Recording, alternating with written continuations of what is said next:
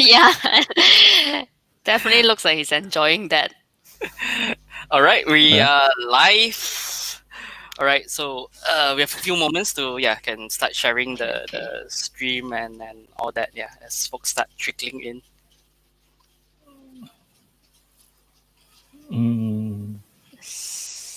Still loading.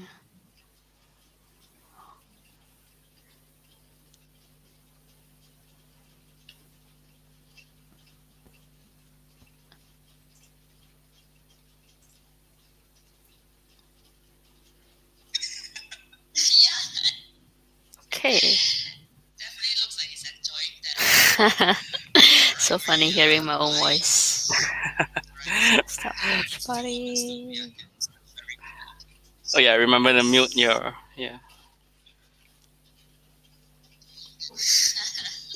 Okay, I'm just gonna let it run itself like that. It Okay. doesn't matter, right, that I exit. Yeah, it Okay, still runs actually. right. For folks trickling in, a very good evening. We're at Can the still read. pre-show. You can even drink, during when it's still live. Actually, all right. We're at the pre-show portion, so a few minutes we get started. So if you're tuning in, do say hi, ask a few questions, and we might pick up some questions as well if we get questions from you folks. All right. Hi. Yeah. Can say looking so serious there. No, I'm just looking at the Kissing. Facebook sharing. Okay. Oh, have you managed to share? Steve is Yeah. so bad. It's just messing with you. Why? You managed to share, right? No, Kean Seng? I got somebody here. Yeah, Okay. I've got to say hello to Claudia from Switzerland. Oh, hi, Claudia. I've Any not more seen her fans? in almost That's 10 years. watching? She was my ex-colleague Wow. when I was working in Switzerland. Okay. Yeah, I remember you were sharing a little bit about your I don't think we have time to cover that today though, right? On the podcast live itself. You want to share my life history? Too many It'll stories take you to share, I can see. 3-hour podcast. 3 hour podcast. Maybe we'll do that sometime, right? Okay, let's do another one. Yeah. If we do that for 3 hours, like people will be sleeping already. I mean, it will be sleeping time until 11:30. No, that one you have to do it. Or That longer than one you that. have to do it live and then record it and let people play it. Okay. Okay. All right. It's Definitely not over stream yet. Sure. All right. It's 8:30. So thanks again for everyone joining the pre-show portion. Just hear us shoot the air, and we're gonna get started. And we have some folks. Bob is here as well. Hi, Bob. Thanks for tuning in. So everyone, do feel free to say hi. Leave some questions. We might pick up some comments along the way as well. Right. All right. Let's go.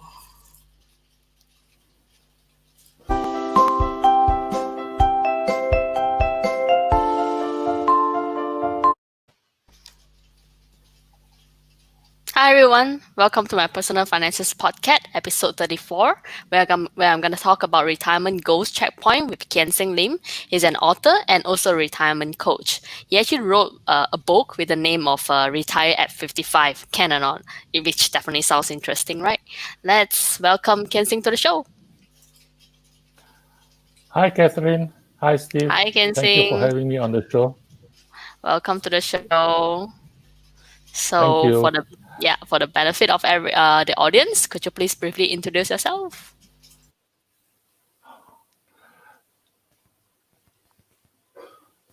Well, I've been retired since 2012, and it took me some time before somebody approached me to say, "Hey, why don't you do some sharing with us on how why you were able to retire so early?" So it culminated in a book, like what Catherine has highlighted, a book called Retire at 55, Can or Not. Now, writing this book was actually quite an emotional experience for me because it basically highlighted my life story and the 12 years that it took me to build up my retirement fund from the time I realized that I needed to do something. Okay. Prior to that, I was working like everybody else in the normal 9-to-5 job, not giving a care to what the future is. You get your income, you spend, you put some money aside, you run out of money, you dig out your savings, you spend, and the only source of retirement at that point of time was thinking about my EPF. Okay, so it dawned on me when I stopped working in Malaysia and went offshore. And that was the time when I was like, hoorah, I don't have to pay EPF anymore. I had 12% pay rise, and got to enjoy it until 6 months later, I received my EPF statement sometime in April of the new year. And I looked at my EPF statement and I go, 0000000. Shit. Sorry, I'm not supposed to swear, right? That's fine. That So works I- out Okay, fine. in the final version, we'll bleep it out. So Okay, so I'll mind my words. So I was like, what am I going to do? And then, because for me, I started my working life as a clerk, earning about way below the current minimum wage. This one back in the late 1970s, and at the point of time where I stopped contributing to EPF, my EPF balance actually has less than what is currently the basic savings amount that you need at 55 years old. And I go like, what am I going to do? How am I going to survive on about 200 over thousand if I don't do something about it? So I decided to take a plunge, bite the bullet, decided to build my own, what I call in my book, my second EPF. And I basically decided to put aside almost 25% of my salary into this fund. Painful. Cannot spend as much as I used to in the initial months after I started working abroad, but it was no choice. Something had to be done. Okay. Now, writing this book also, I was a bit concerned because this is a book that is, I think this is one of the few books that is actually written by,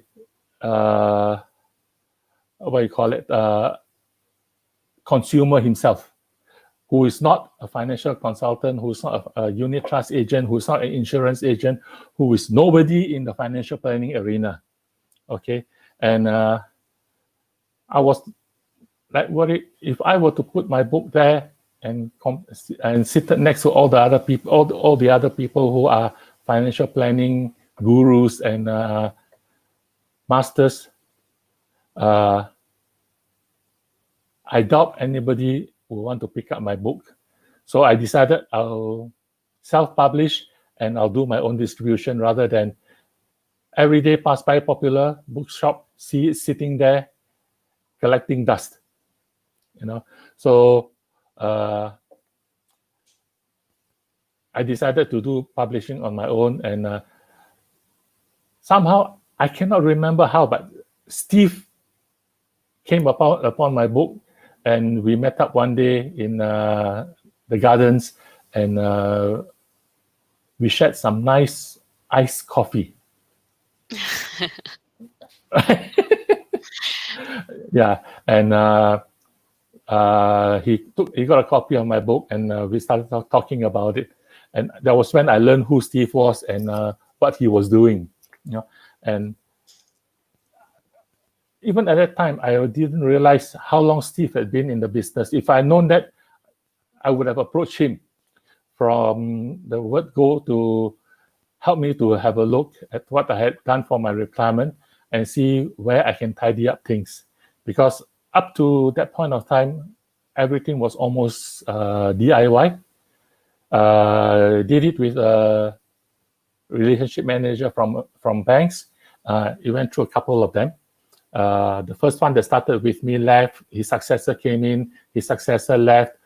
Then the successor came in, and we didn't get along. I pulled everything out. I went to another place, and it repeated. Okay.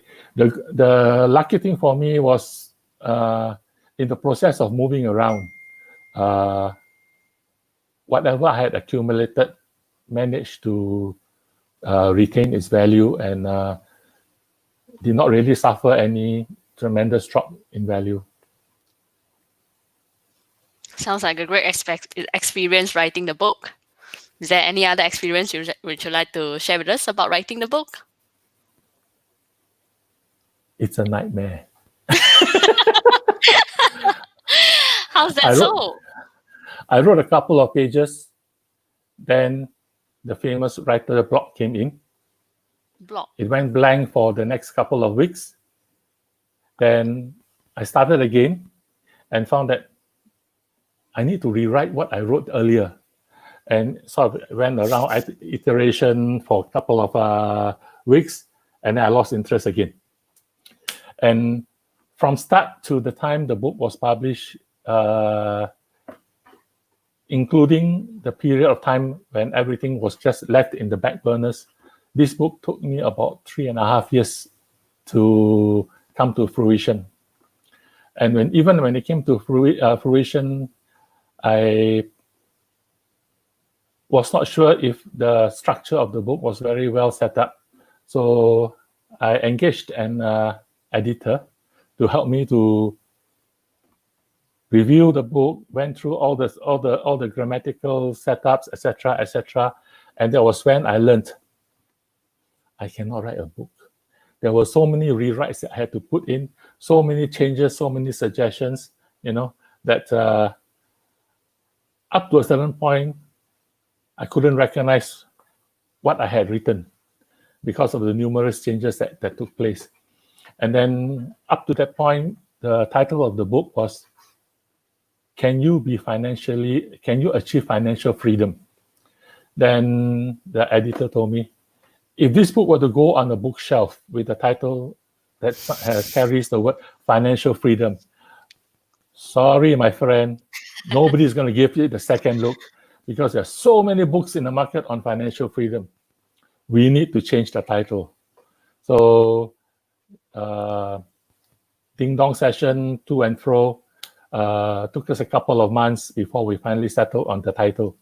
And when I said, it sounds a bit preposterous to tell people to retire at 55. Then he said, no, you're telling people you want them to be able to retire. The 55 is, you did it at 55. Other people did not do it at 55. But other people must also be able to retire. And then you throw it to them, can or not. Very non-standard English, more Malaysian English than anything else. So he says, it's catchy. So I said, okay, I'll give it a try. So book was launched in May last year. At a book launch with my colleagues from my office, took some pictures, posted it on Facebook. And before I knew it, friends of mine, ex-colleagues of mine who still working out there, started messaging me and, can I get a copy of the book? And I was shocked that it even enticed people, ex-colleagues from as far away as Switzerland, Luxembourg. There was one in, where was he? Luxembourg. Okay, so the book found its way to Luxembourg, Switzerland, England, Philippines, Singapore, and of course all around Malaysia. Okay, so I was quite pleased when all these people showed interest in the book, and people started asking me to talk to them about how they can actually even think about retirement, and something I learned early this morning. Retirement is something that's quite a new phenomenon. It didn't exist previously because the early days, due to our lower mortality rate, people do not live that long after they retire. So there was never really any real concept of retirement back in the 60s and 70s. Even I think stretching out to the 80s, people retire and say, if I'm lucky, I'll live till 60, and then that's it. I only have to fund about 5 years of my retirement, so no big deal. And hey, that definitely sounds familiar. So before we go a little bit more towards the retirement planning part, just to talk a little bit more about writing, since you brought it up. Yes. Yeah, definitely can relate. The experience of trying to write. Because at MyPF, we put out a lot of content regularly as well, and writer's block is no joke actually. I think there was some advice shared on a previous guest as well, who was also a writer, that basically to just write, let it all out actually, without even worrying about editing and all that, but just let it all out, and then after that only get back to that. Yeah, so that was actually shared by Alex, who was on earlier podcast episode. So she's written a number of books on and life in general. She used to be a journalist at the Star as well. And speaking of first as well, it's actually the first time I'm actually coming in a podcast as well together with Katrin. Usually you won't see me. You probably saw me in the last few lives because I was in the pre-show session, and then I dropped out. But hey, we're trying something different today, so I'm in, and hopefully we'll have a little bit more conversations as well. We're pleased to share as well. Feeling very honored. Yeah, you're the first, definitely. In MyPF, we're actually working on a book project right now, actually. So we were actually approached by some publishers, and you mentioned 3.5 years to get your book out. On our side, we're actually looking at a timeline of 3.5 months to get the book out. So yeah, a lot of work. Very ambitious, right?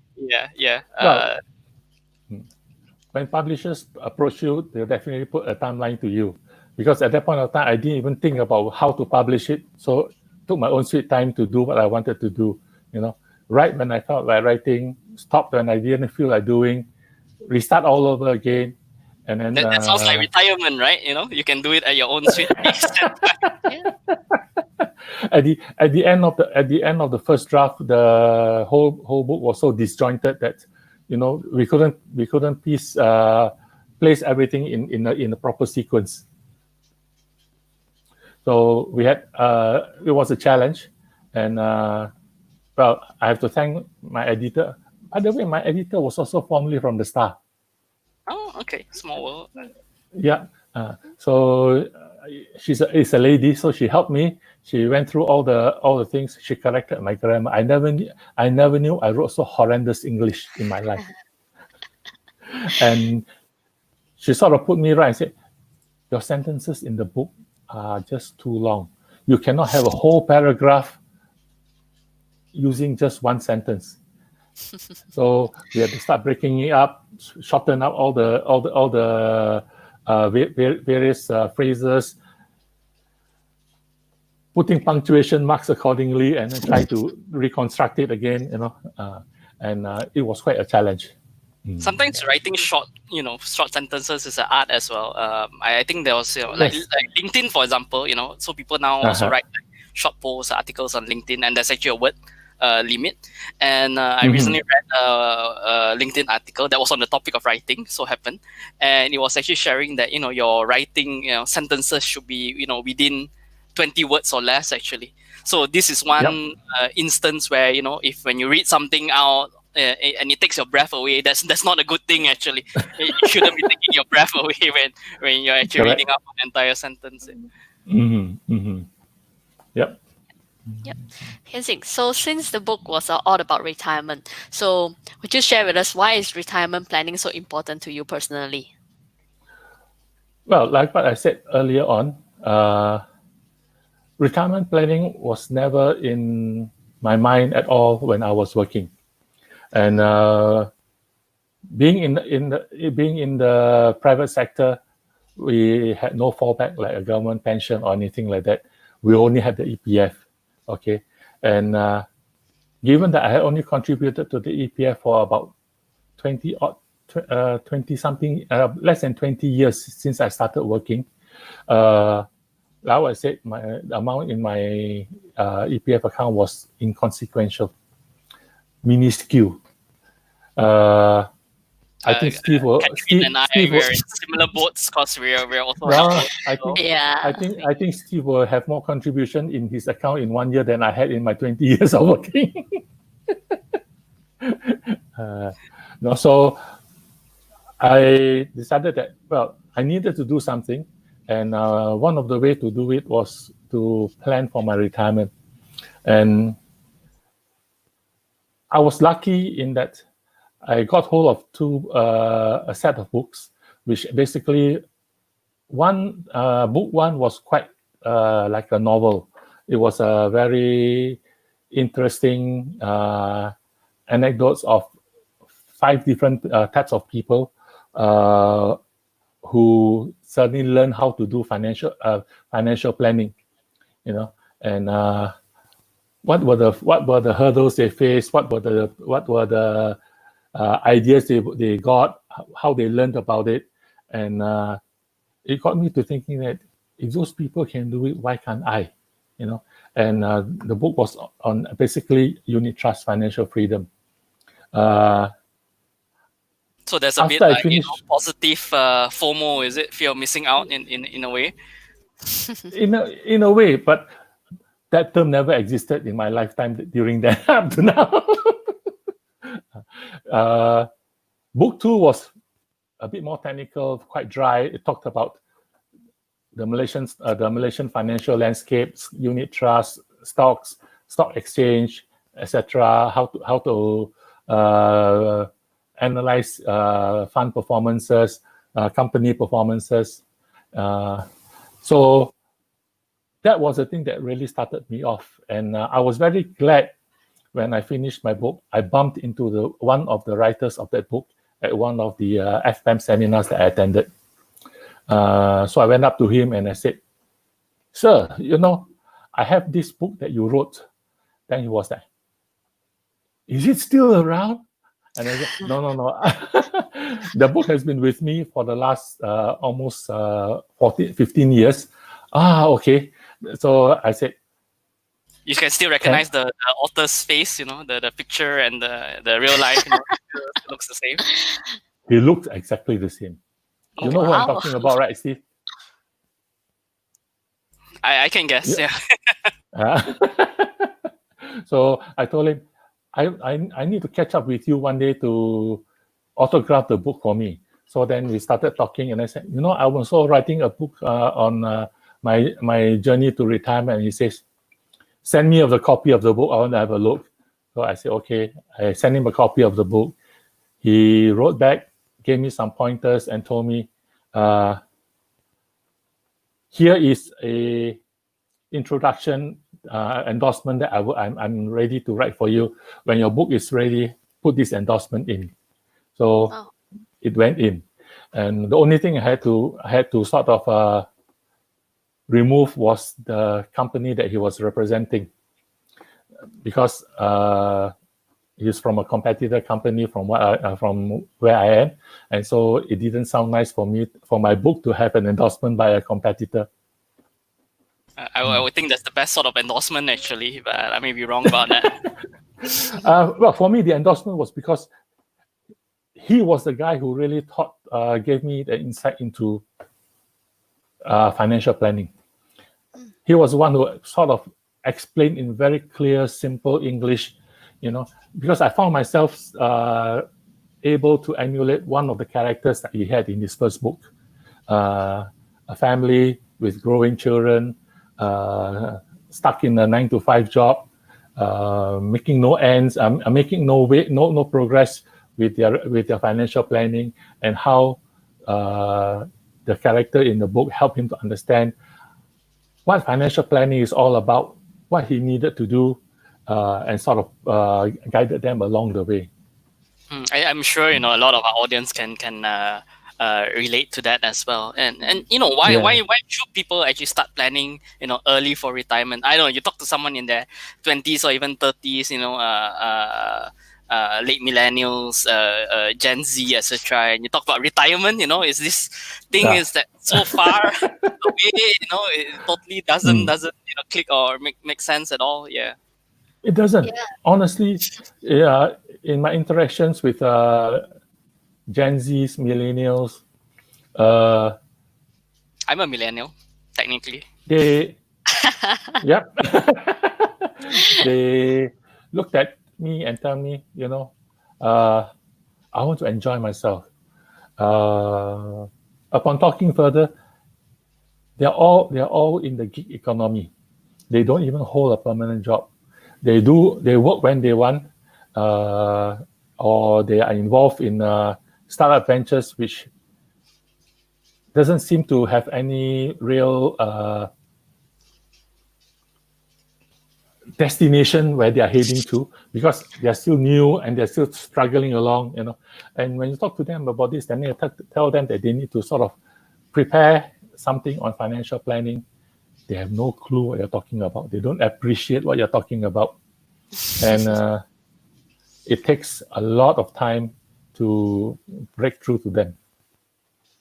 So as a retirement coach, Kean Seng, what are the benefits of planning early for retirement? Planning early for retirement, you have time on your side. Okay, when you're younger, when you try to think about what do I need in order to be able to achieve, example, ringgit 1 million by the time I retire at age 60.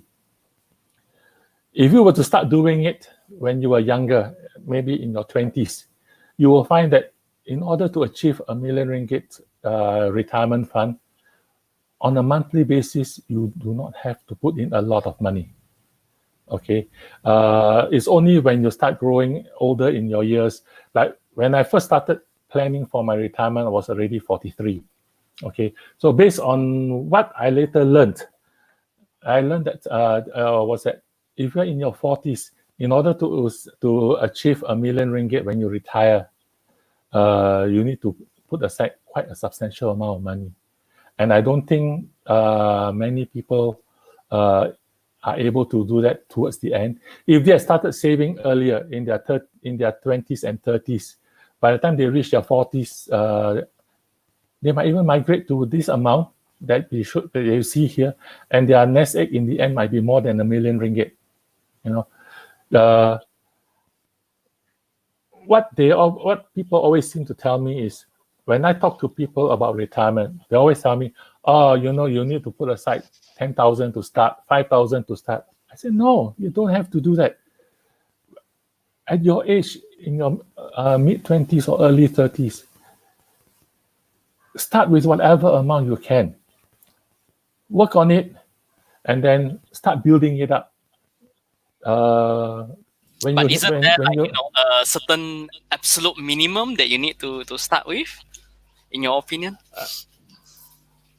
Well, I'll be very honest. Those days, you needed 1,000 ringgit to start with. With the latest offerings in town, you don't even need that. And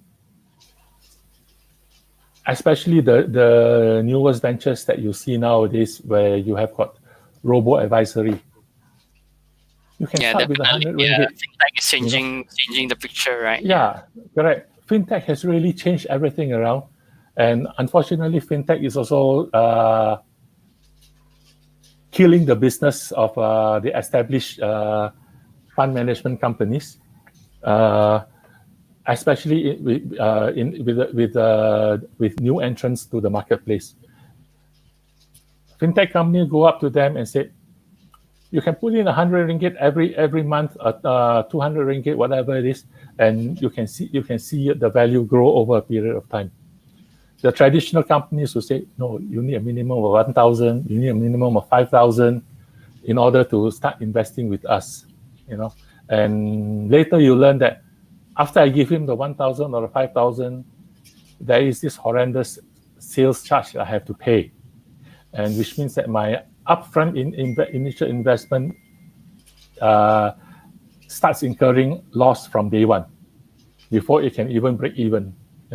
And then the fintech guys jump on this and say, oh, we don't charge any sales charge, it's zero sales charge, so whatever you give us is fully invested. And of course, from a financial planner's point of view, it's a big challenge for us to be able to differentiate whether the client should go using the fintech offerings or whether they should go using the traditional unit trust way. Now, since you mentioned about financial planners, and a little bit maybe Katrina some input as well. Personally, I'm of the stand that competition is actually good, and I actually think there's actually a convergence actually between fintech and the human touch financial planners. I think most digital managers are also moving in that direction as well. So, if you're really talking about financial planning, helping out someone to plan for their retirement, and not about putting money into, the salesperson's pocket, actually, lower fees are definitely great, like your graphic actually shows as well, because the earlier they start, the less you pay in fees, the easier it is to actually to climb and get ahead. Yeah. I know, Kat, you have any input on that? Yeah, definitely. I think as you mentioned about that, combining a financial planning, a holistic, from a holistic point of view, and also from a third party point of view, and together with what we have now with fintech, everything is so easy now, where people don't have to go for courses to learn about investment, to learn about all this retirement planning. Yeah, you can start at MyPF.my. Yeah, that's a good resource. Definitely, we have all these free resources for you. You basically don't have to knock around thinking about where to find all this information. The informations are all there, and then they have the right people to talk to. Things are getting so much easier now. Yeah, yep. I would agree, because my first interaction with a licensed financial planner was when I actually retired back in 2012. At that point of time, I was actually looking at what I could do in order to sort of manage whatever fund I had, my retirement fund that I've accumulated. And this was already in Malaysia, when you were talking in Malaysia, about okay. Yeah. One of our pioneers in financial planning. So we met up, and the first thing he looked at me was, how much are you giving me to talk to me about planning for you? And I go like, excuse me? I want to explore. What can I do with my money? Correct. How much money are you talking about? Who is that? Who is that? Don't answer that. Yeah. Don't.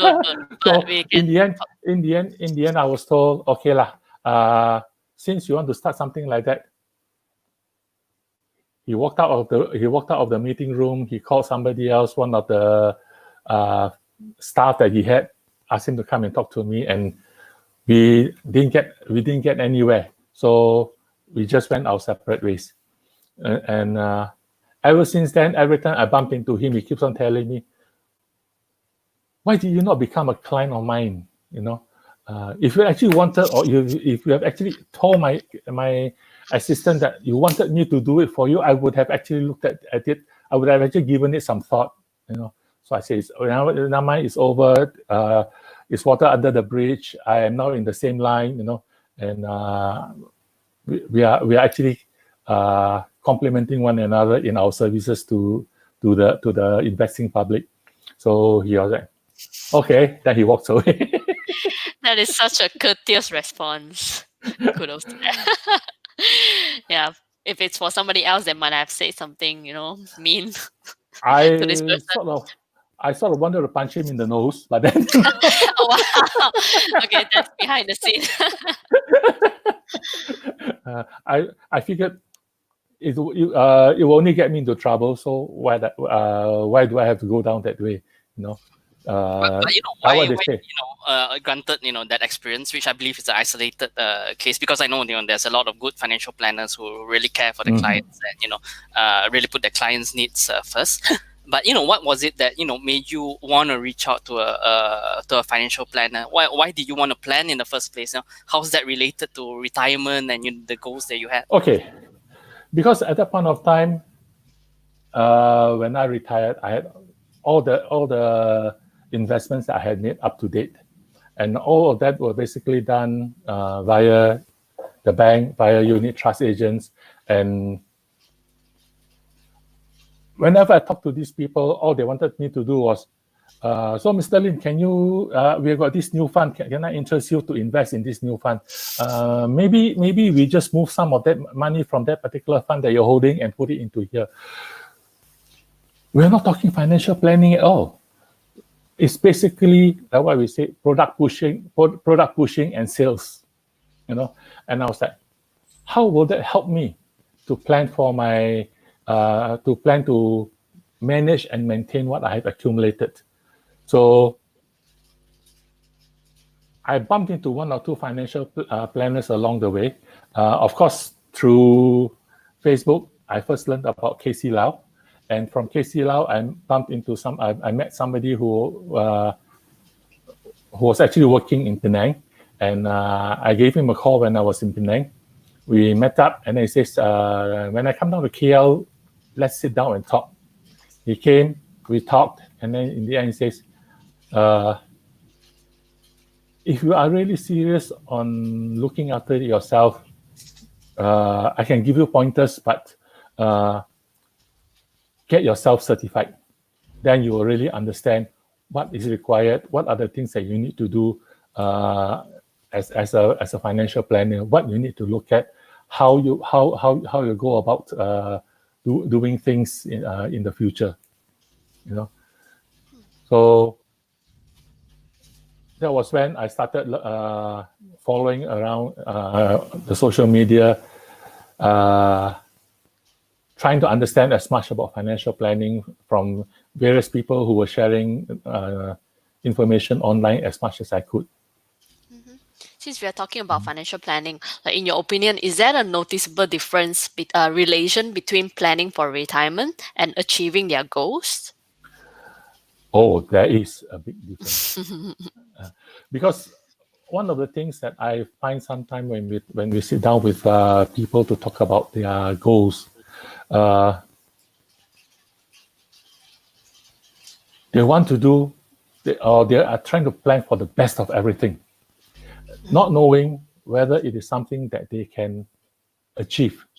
And then when you break it down and go back to what it entails for them to do to build up, to build up the nest egg for their goals, and then you go like,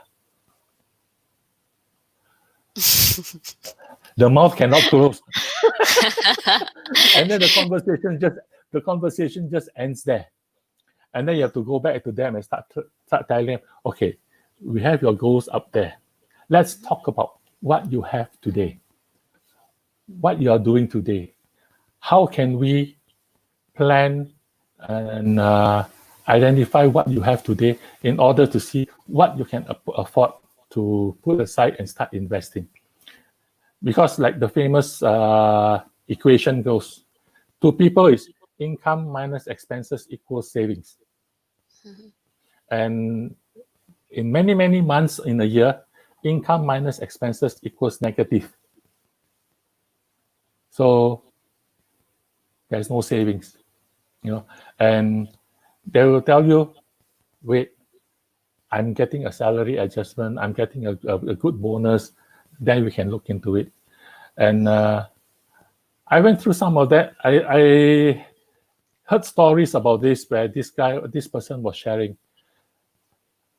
The first time he met his client, this prospect of his, the client was earning about 5,000 ringgit a month. And he says, I cannot plan anything. Couple of years later, when they met up again, they said, yeah, I want to do something. And then they sat down and then he calculated and said that he's now earning about 8,000 ringgit, but his expenses has actually also kept pace with his income. He still has got nothing, And it went on and on and on until finally when he was about to retire, and then the guy told him, so why did you not consider what we said? Then the client turned around, the prospect turned around and told him, why did you not insist to me 20 years ago when we first started talking? I have to do it this way. Now I got no time, no more time, So how am I going to retire? What would you say, Steve? Well, this is we really need to go back to wisdom in old days. And there was actually a very famous author who actually wrote this, and the author you might know is actually Charles Dickens, and he wrote it way back. And this was actually his annual income £20, annual expenditure £19, result happiness. Annual income £20, Yes. annual expenditure £21, results in £21. misery. Yeah, and Yeah. that's the simple truth of it about income and expenses. Correct. Yes. So now I learn to tell people we need to revamp that equation around. Adopt what is commonly known in the industry as pay yourself first. So it's always income minus savings equals expenses. You cannot spend anything if you have not put aside your savings amount. And you try to squeeze and say 5% of your income, 10% of your income, and see where they break down and say, I cannot go above 15%. I will not be able to survive spending on my spending if I put aside 15% of my income. Then we restart again and say, okay, now how much do you? Where is your comfort zone?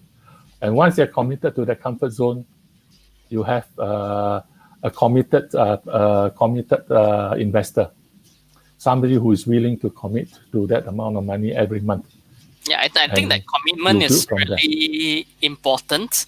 And, I think we see, especially if you can actually automate it, actually, I think that works really well for most people. Just make sure that, the whole concept paying yourself first, moving it off, automatically getting it safe and invested. And then, after that, you can, basically throw a party and burn everything else in the mud, and you're still fine, actually, because, you have already saved and invested.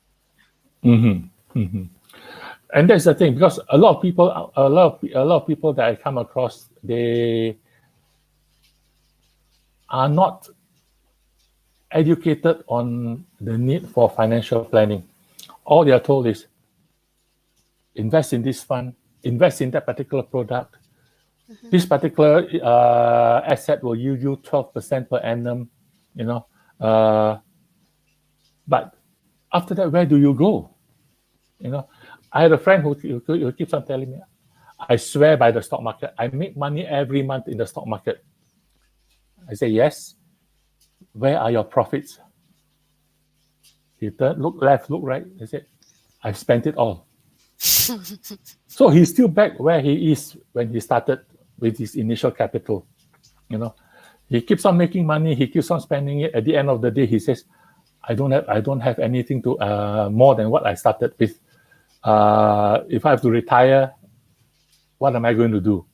I said, well, then you shouldn't have spent your profits. You should have reinvested your profits, saved it in a separate place, continue with your normal stock market trade, and every time you make some money, put it aside, put it somewhere separate, and don't touch it. Yeah, I think there's really a need, to move, from active income, whether it's from your employment or trading. It's actually active income because you actually need to be there, and at wee hours, even if you're doing short-term trading, and so you need to actually move that active income into passive income, actually, and that's what a lot of people struggle with, actually. And I would say, retirement, or you call it financial freedom, financial independence, it's all about how do you actually build up that constant pool of passive income. Yep, definitely. The challenge is to educate people on the need to do this.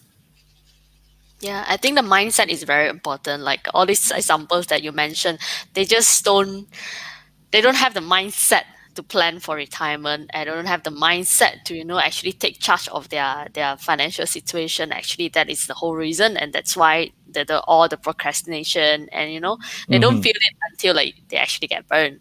So Correct. yeah, that is Yeah, why education is so important. Yeah. So before we move into the next segment, we're a little bit past halfway. So for those who have just tuned in, very good evening and welcome. We have Kean Seng Lim, retirement author and coach, with us here this evening, and we have the lovely Catherine, PodCat. So for those who have always been wondering why it's called PodCat, that's because the host of the show is Catherine, and PodCat actually means someone who loves podcasts. And it's also my first time joining Catherine as a co-host for this evening as well. So again, a very warm welcome to everyone. Let's continue the great conversation that we're having here. Yep. So Kean Seng, so in your opinion, like, does retirement planning change in the face of the new normal that we are in right now? Definitely. The sad thing about this is actually if people had actually understood financial planning, not necessarily retirement planning, financial planning, the concepts of it very much earlier. The pain that we're going through during this period today would have been avoided tremendously. I would say more than 75% of the general public do not even understand what an emergency cash buffer is, let alone investing. And without that, when something like what happened hits, what is happening today hits, they have nothing to fall back on.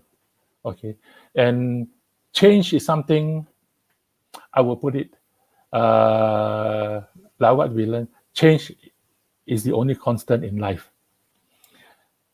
You don't change, you get left behind. You face the consequences. You go the way of dinosaurs, right? And it does not only look at retirement planning or financial planning. It deals with our life as well.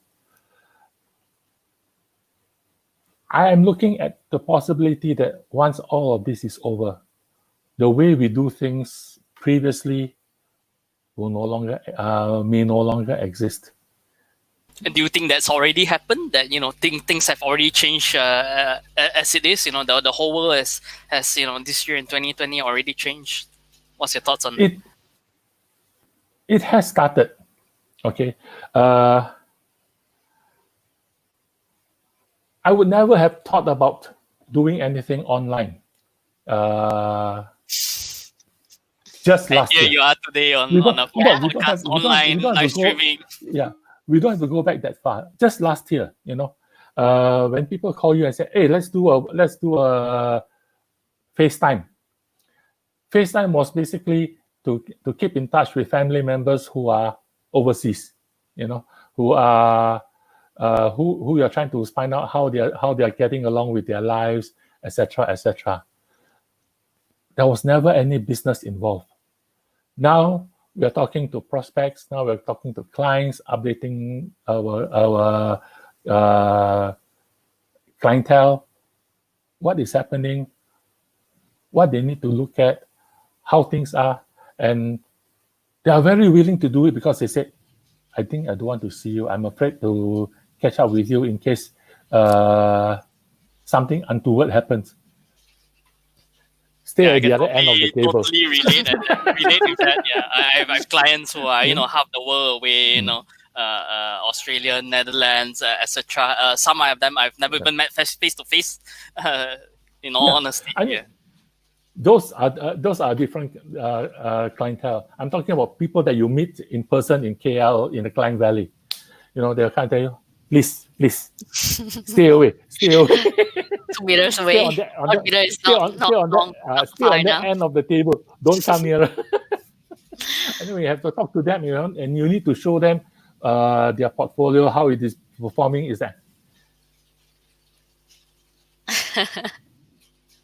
I am afraid of taking that paper from your hand.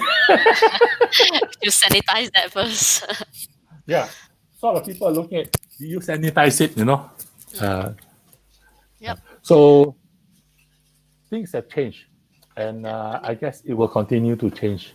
And we are looking at even, in the industry, people doing online recruitment of staff, where you don't even get to meet them face to face to talk to them.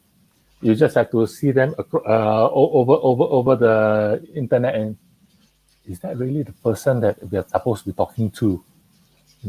How do I know it is not somebody who is sitting in on his behalf, because we have never met him before in our lives? So things have actually, we need to adapt to these changes.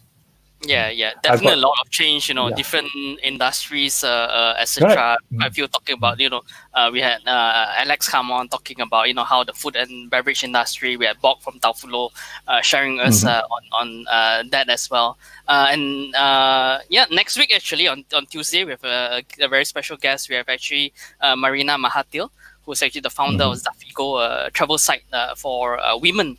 So she'll be also talking about the future of travel and how is travel changing in this new normal that we're in. So very excited to have Marina Mahathir on. But back to today though, we're talking about new normal and the key topic here on retirement. How about retirement? How is retirement changing or in the face of the pandemic and our new normal? Currently, what I am seeing is that people are starting to realize that just talking to salespeople are not good enough anymore.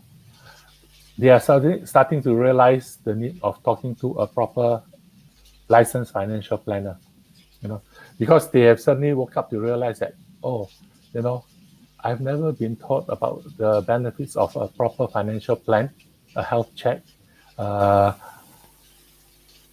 what I need to consider. Did I look into the correct type of insurance that I have to buy? Did I get the right insurance in the first place? Are my investments what they should be? The awareness have started to creep in. And this is something, for me, is a good realization and indeed a challenge, because I would feel that a lot of people out there are not prepared to face this type of new clientele. So you're saying it needs to be more holistic, so retirement planning, that means you're not just talking about, that retirement pool at the end of the day, but all the aspects of it? Yep. I know people who have accumulated huge sums of money for their retirement plan. They forgot about their health. They forgot about their protection. They have no medical insurance. They have life insurance, and they come to a point of time where if anything happens to them, from a medical emergency, it eats into their retirement. It eats into their retirement pool, because then they will never advise or told what is the benefit of having a medical card, a medical policy. To them, they've always been told, you are working, what? Your employer is paying for it, Yep. So, yeah. 保險撈冷嘅啦，保險能俾啊撈冷嘅。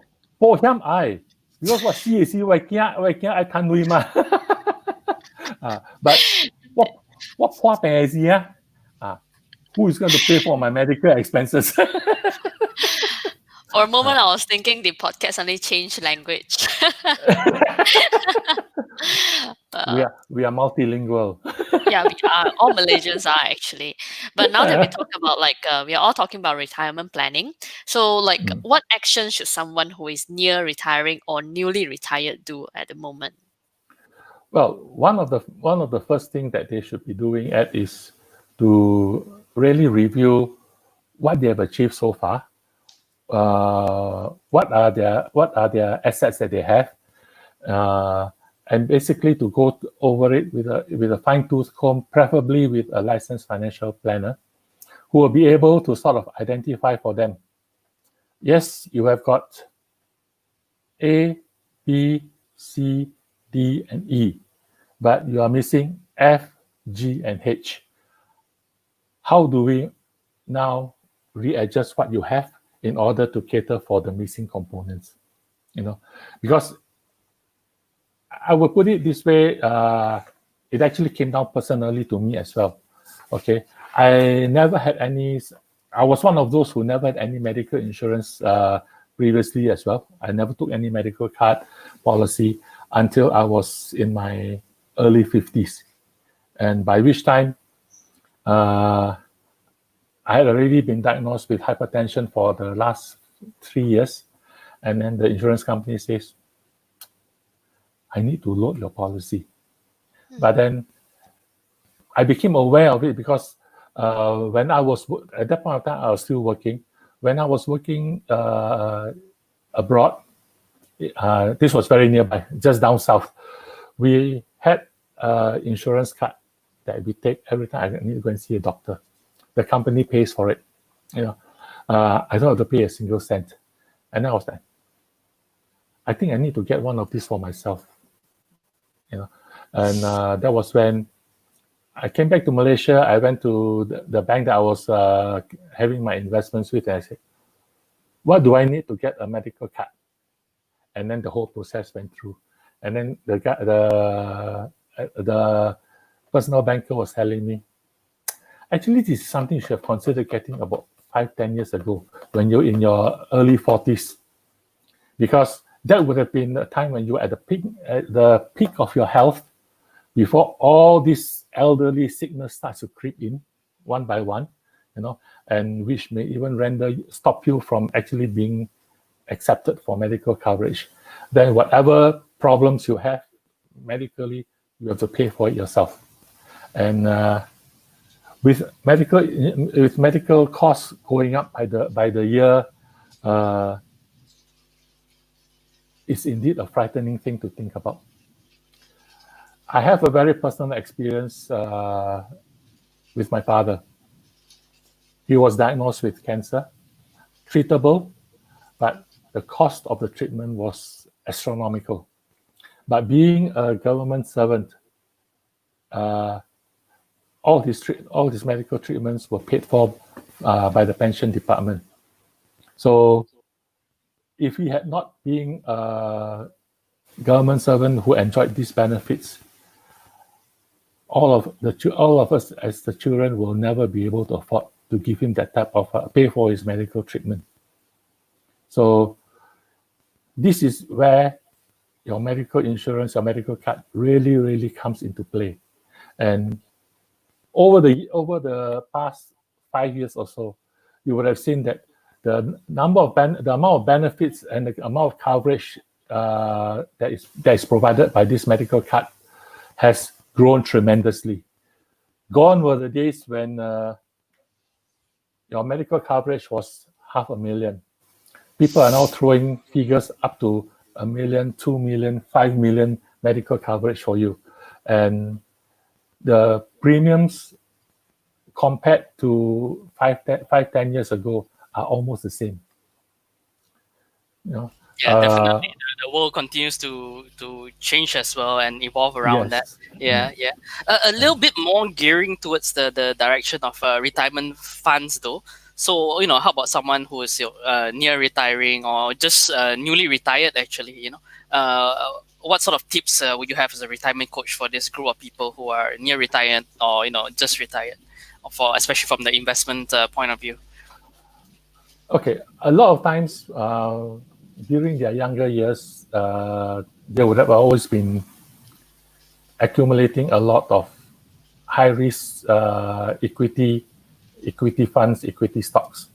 As they grow older, we need to start moving some of that into a more conservative, more balanced type of investment, where we need to try to secure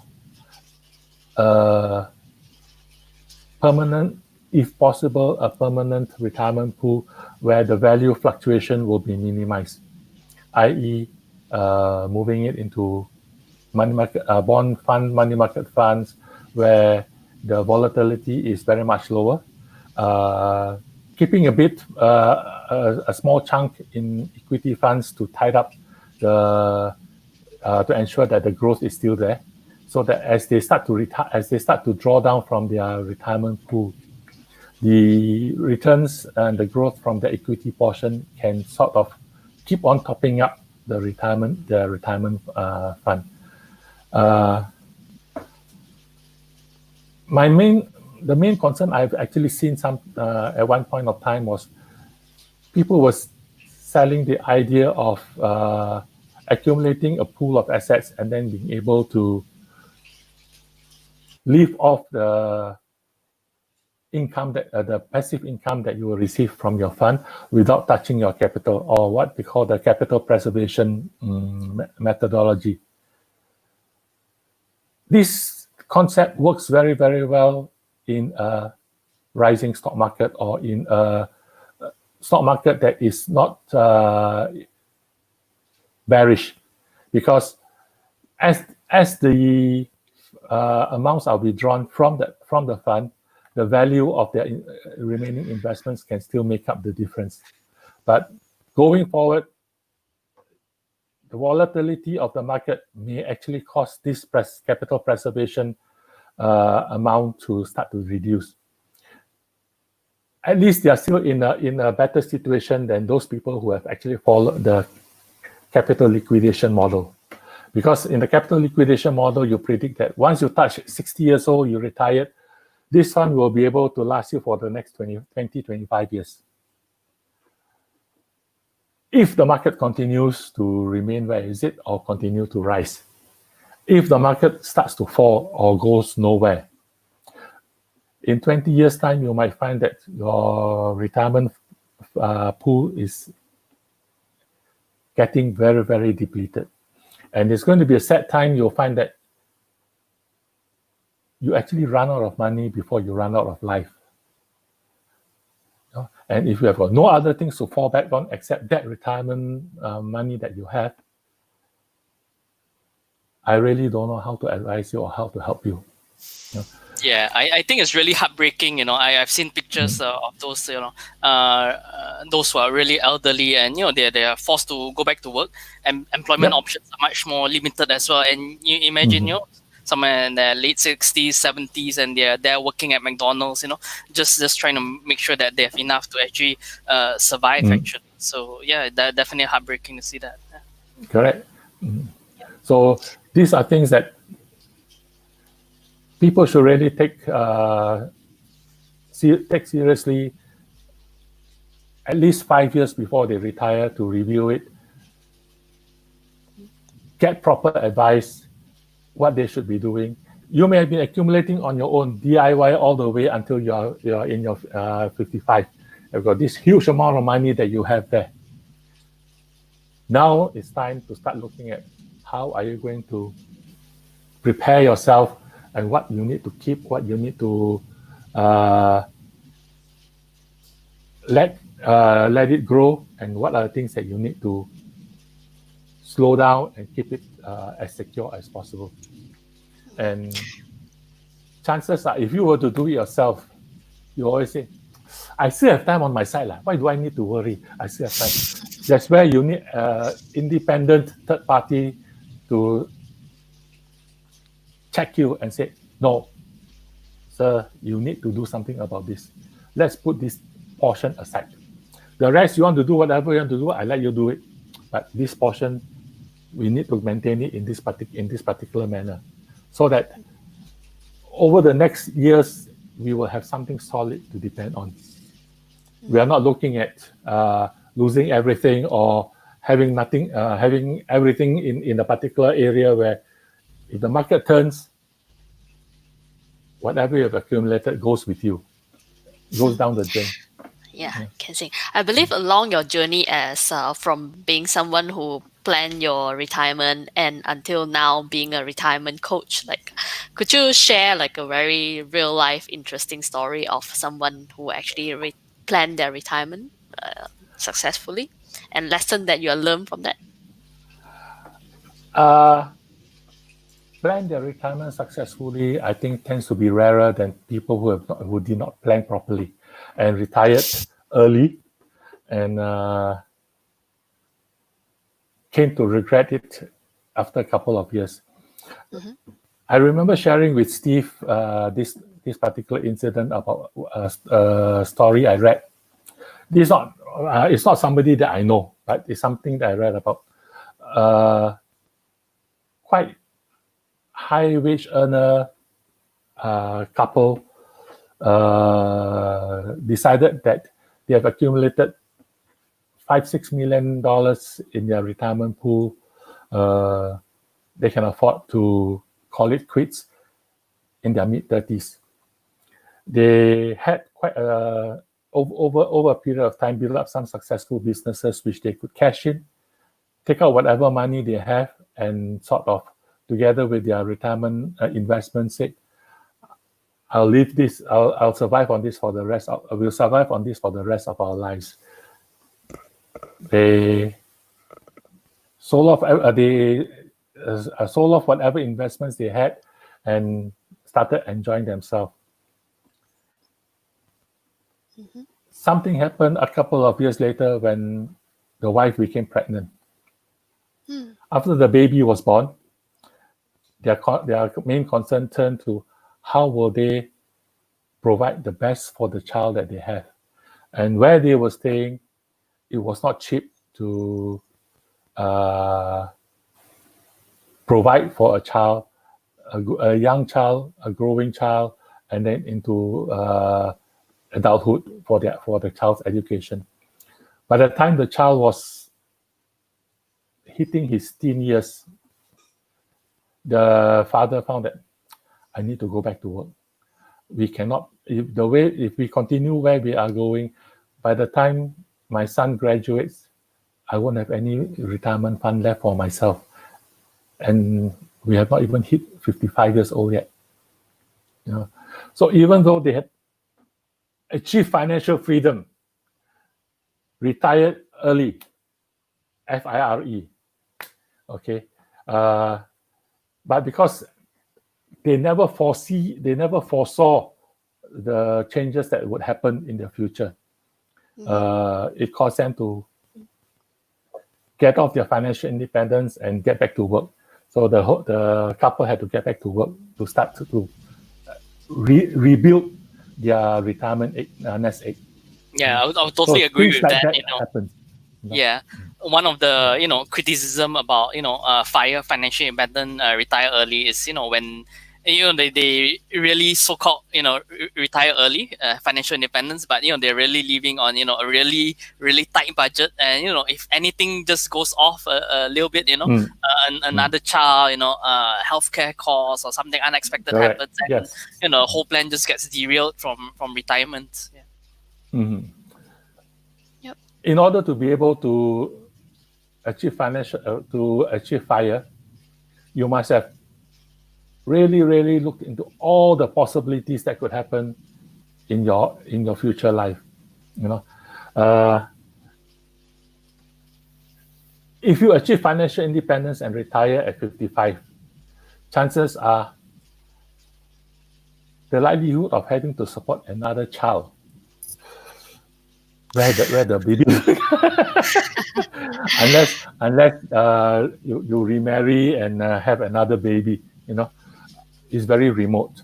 Okay, so the chances of people who have successfully retired with financial independence by the time they are 55 or 60 years old, their chances of surviving retirement is very much higher than a person who declares that he's financially independent and retires before he is 50 years old.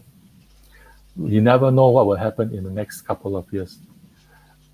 Have you thought about the longevity in your family?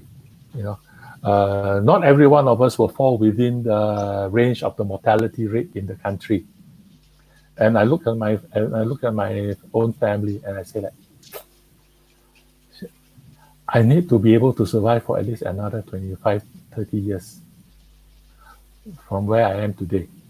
So I need to be able to be comfortable, that what I have accumulated or what I have achieved so far, it must be able to last that number of years. Of course, I can say no. My children, you have to support me. But then you have to also remember that the children also have to support themselves. And you don't want people to be caught in the sandwich generation, where you have to pay for yourself, you have to pay for your children, and also have to pay for your parents. It is not going to be a very pleasant situation to be in. That's why having a very complete financial plan, a very holistic one, and with the advice from professional is so important, right? So Yes, it definitely. looks like we are almost coming to the end of our session. So before we wrap up, what is that one big audacious habit or goal that you want our audience to take action right now, especially when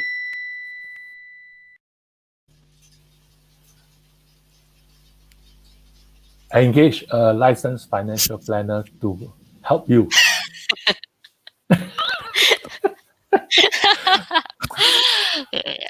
I never had that privilege. Okay, I learned the hard way. yes. The only advantage for me was that I can happily say that in the last few years of my working life, I was in the arena where financial products, financial advice was something that were freely given. I learned from my clients, in my consultancy work. So even though it may not be relevant to what is happening in Malaysia, because that was overseas, but the principles behind it stuck with me, and I accepted that if I need to continue to live a happy life, I need to make sacrifices. A lot of people, I don't think, can make that type of sacrifice today.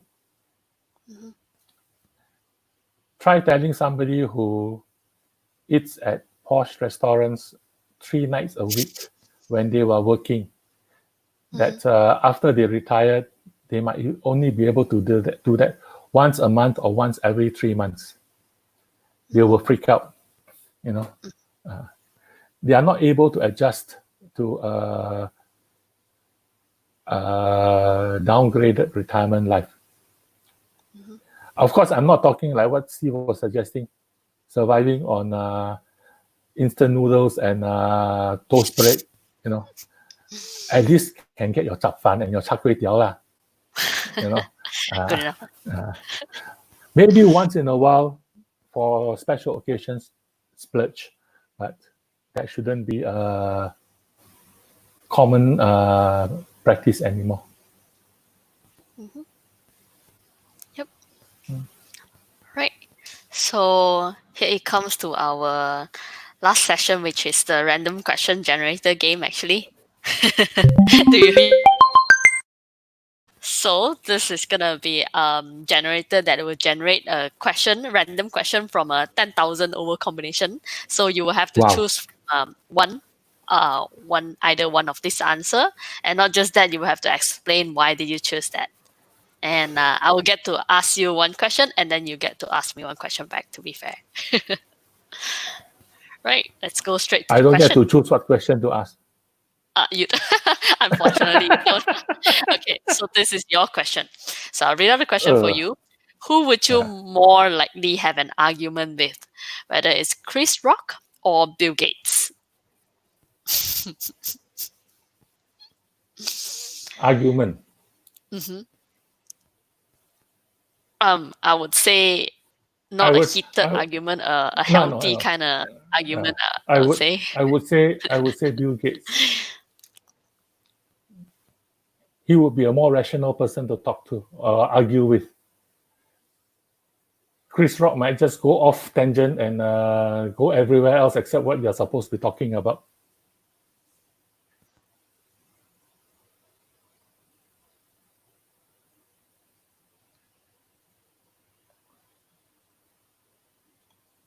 Sorry, Kean Seng? You missed it. I missed it actually. The line was actually breaking. Did you already Oh, answer the okay. question? Yep.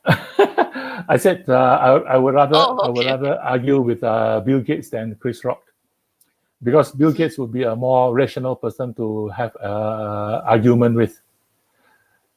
Chris Rock being Chris Rock, he will go off tangent, and you may end up arguing over the wrong things.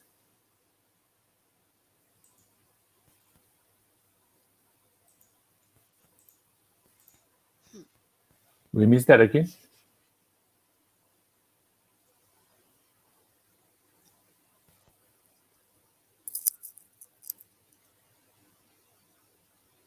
I think Cat might be having some issues with the line. Yeah, it's a rainy day as well, I believe, over here. Let's head over to the next question. So hopefully, Catherine can hear the question being asked. Okay. Can you guys hear me? How much would be enough? Can you hear, Kat?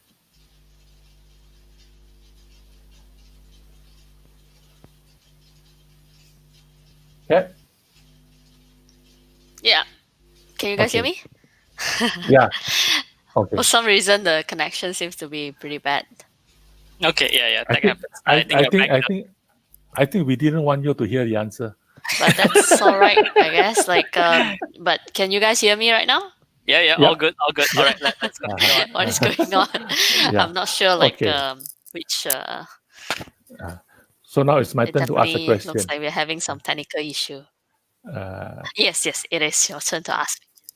How much would be enough? Which will be Financial freedom or dream job? how much will be enough? This question's a bit funny. Is that still asking me to choose from one of this? I guess it's trying to so. ask me like which one would you think would I think is enough, whether it's financial freedom or a Correct. dream. Yes. Mm, You cannot guess say a what? dream job with MyPF. Huh? Okay. Well, hopefully I don't piss off my boss by answering this. But if I were to answer this, I think these two are very highly related. Not being too, but I'll just say financial freedom. I'll choose and choose to anything I like to do, right? Then I can basically create the dream job that I want, and at the same time create the dream job for anybody else as well. That's the thing about financial freedom, I believe. I Good hope I choice. answered the question. Yep. Please, We were please, all please talking make sure. about, planning. Yeah. Hmm? Yeah. Sorry. Please make sure Steve heard what you say, so that he can make sure you achieve financial freedom and create dream jobs for people in MyPF. Yeah. I guess that's a Uh, lot of entrepreneurs would like to do, I guess. mm, Like having the thinking that, with creating a company, starting a company or establishment, shouldn't be just about a job or just making money itself. It's also to create the kind of job that that is meaningful for a lot of people. yes, definitely. Okay. All right. I guess that's the end of our session today. Thank you so much for being on the show today, Kean Seng. Thank you, Kat. Hope to catch up with you again. Yeah, sure, definitely. Mhm. Thank you. Okay. Good night. All right. Good night. Thanks, Kean Seng. Well, thanks everyone for watching. Thank you. And I really enjoy learning from Kean Seng. I hope you guys have learned something from him as well. If I were to summarize one of the many things that he's mentioned, I guess the mindset, the mentality of planning towards retirement is really, really important. I remember he mentioned about how somebody would think that they have too much time on their side and like retirement is too far away for their planning. but which is not true. Like everyone should start planning right now, like whether it's starting from a bit by bit. We have, yes, although you have time on your side, but it's definitely going to be easier if you start planning right now instead of waiting until close to retirement age. Well, so thank you all for listening again, and you can find the show notes and links on our website as usual, mypf.my/podcat. And don't forget to subscribe, and I'll see you next week. Hasta pronto.